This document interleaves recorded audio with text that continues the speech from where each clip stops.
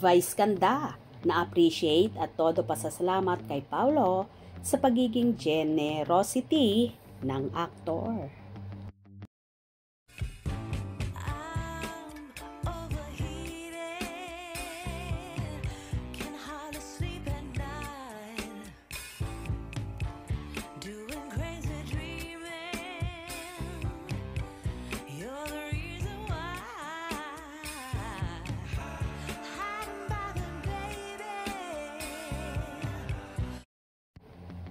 Nag-tweet nga kamakailan si Uncabogable star Vice ganda ng ganito. Thank you so much, Paulo Avellino. I super appreciate your generosity. I will support you for the rest of my life. Tila isa nga si Meme Vice ganda sa makakapagpatunay kung gaano kabait at matulungin ang kapamilya aktor na si Paulo Avellino. Hindi man sinabi ni Vice ganda kung anong tulong ang ibinigay ni Paulo, pero masayang masaya ang TV host. Kaya naman siguro love na love ni Meme Vice si Paulo at botong-boto ito para sa kanyang kasamahan sa It's Showtime at co-host ang multimedia idol na si Kim Chiu. Alam kasi ni Meme Vice na nasa tamang tao ang dalaga. Kaya naman isa talaga ito sa pagpupush sa Kim Pao.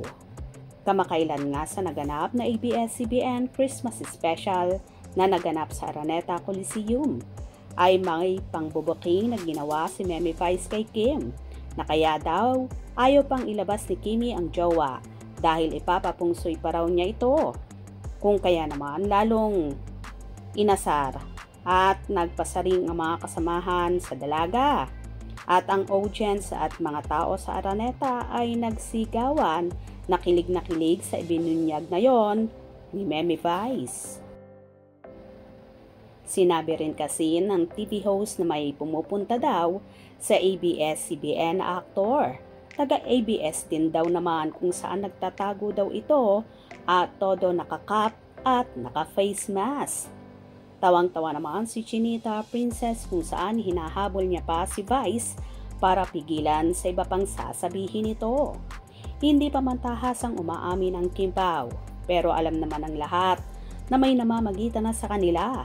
Base na rin sa mga kilos at galawan nila at dahil na rin sa pangbubuking palagi ng mga kasamahan ni Kimi, kaya lalong tumitibay ang hinala ng marami na magjowa na ang Kim Pao.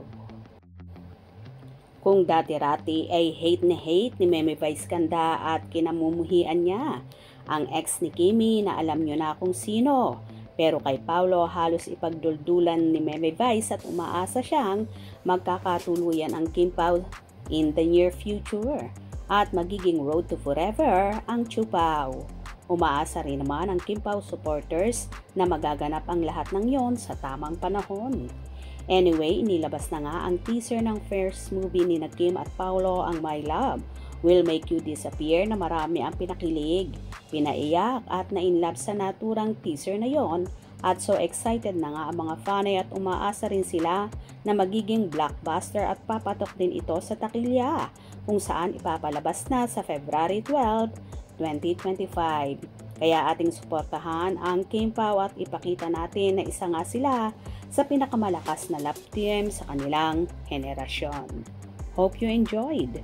Please subscribe for more info.